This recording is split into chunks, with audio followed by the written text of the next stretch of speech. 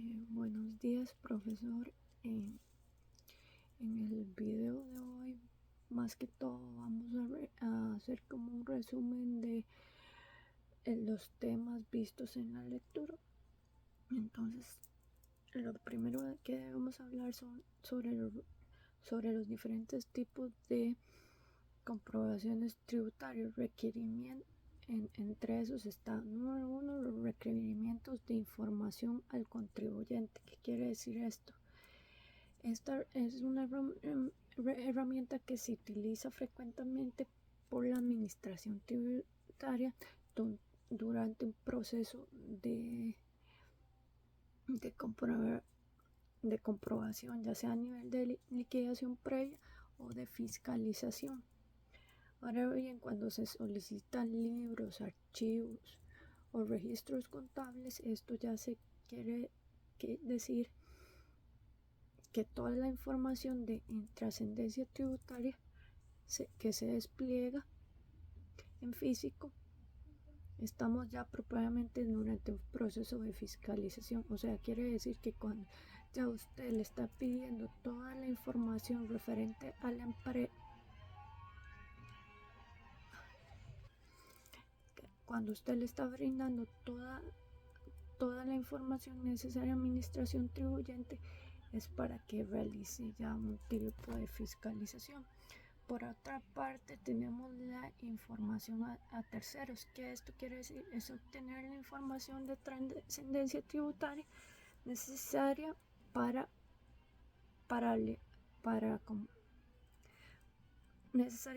determinar la obligación tributaria que tiene la persona física o ya sea jurídica. Esto quiere decir que, como dije anteriormente, todas las personas deberán estar en obligación de brindar todo tipo de información, sea económica, financiera o profesionales, a la administración tributaria. Ya es parte como un reglamento. Deberes específicos de terceros. Esto quiere decir cuando se establece cualquier tributo, el mismo viene con un hecho generador principal, la cual radica pagos y obligaciones de tributos o cuando sean incumplimientos también en el pago, que sea tiempo y de los deberes formales. O sea, quiere decir que usted tiene que cumplir con todos estos deberes en un tiempo establecido, o sea, el tiempo que da la administración tributaria en estos casos pertinentes. Por otra parte, se dice que expliquemos cómo se debería hacer un proceso de fiscalización en un despacho de abogados. En este caso, número uno, tendríamos que obtener la información previa. Entonces, ¿qué quiere decir esto? Antes de comenzar la fiscalización debe tener información sobre el despacho, cómo su estructura organizativa, actividades, cliente, a lo que se dedican exactamente, qué tipos de clientes tiene, para ayudar a ordenar o más bien dirigir la fiscalización. Número 2, debe definir el alcance de fiscalización, o sea, hasta dónde quiero llegar con esta fiscalización. Esto se va a saber primero que nada al realizar el primer paso, que fue obtener toda la información pertinente sobre este despacho, y se deben realizar todas las pruebas correspondientes para realizar todo esto, o sea, revisión de documentos contables, fiscales, registros, clientes, caso, cualquier elemento clave necesario. Número 3, se debe notificar el despacho. Una vez definido a qué queremos alcanzar con esta fiscalización, se debe notificar al despacho, o sea, se debe informar las fechas en que se realizará esta fiscalización para que tengan listos todos los documentos pertinentes para la revisión de los mismos. Número 4, revisión de documentos y registros. cuando se está realizando la fiscalización se deben revisar los documentos y los registros correspondientes y el alcance definido en el paso anterior. O sea, cuando usted ya definió el alcance, entonces usted ya puede saber hasta dónde llegar con esta revisión de documentos. Número 5. Entrevistas con el personal. Es posible que requiera entrevistar al personal del despacho de abogados para obtener información adicional sobre las operaciones de la empresa o algún elemento que no quede claro durante la revisión de la información o documentos contables.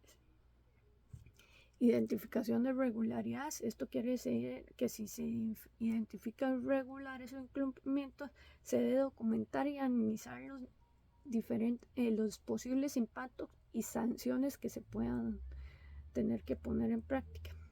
Y por último, el último paso es el informe de la fiscalización. Al finalizar este proceso se debe elaborar un informe de fiscalización que incluya hallazgos y conclusiones correspondientes. O sea, si existen algunas anomalías o todo lo bueno que se haya hallado en esta fiscalización, así llegando a las conclusiones del caso y dando un informe de la misma fiscalización realizada al despacho de abogados.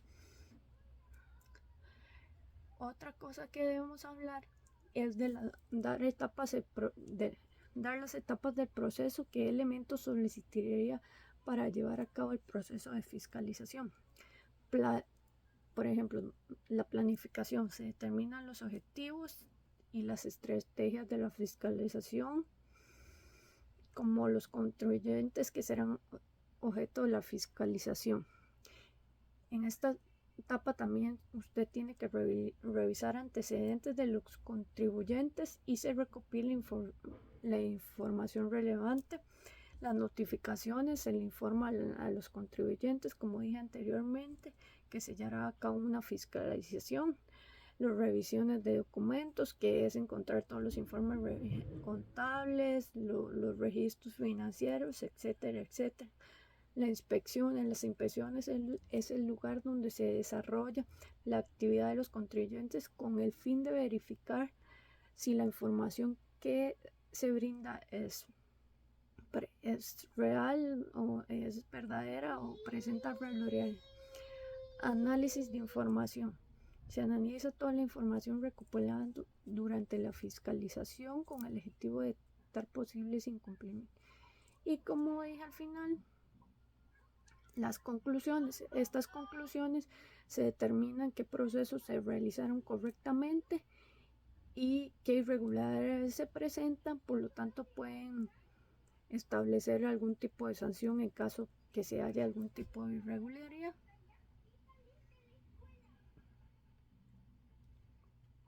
Por otro lado, el Código de Normas y Procedimientos Tributarios de Costa Rica establece procedimientos de fiscalización que consta de 3 etapas principales.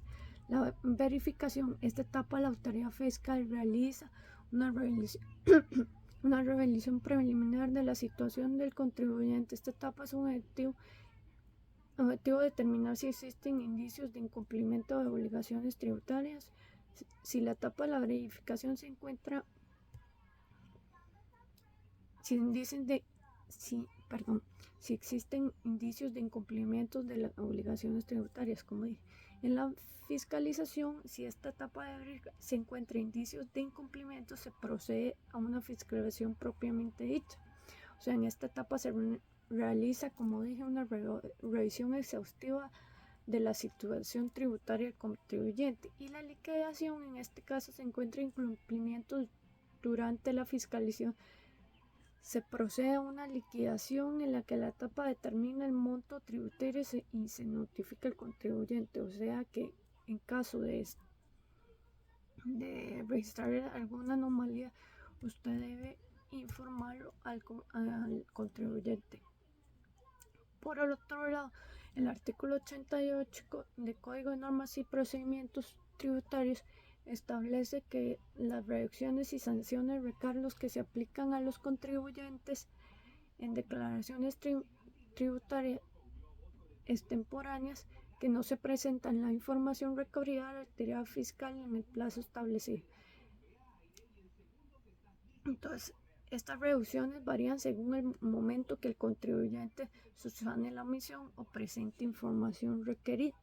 Si contribuyente subsana una omisión antes de la notificación del inicio del procedimiento, ejemplo, se le aplicará una reducción del 50% de la sanción.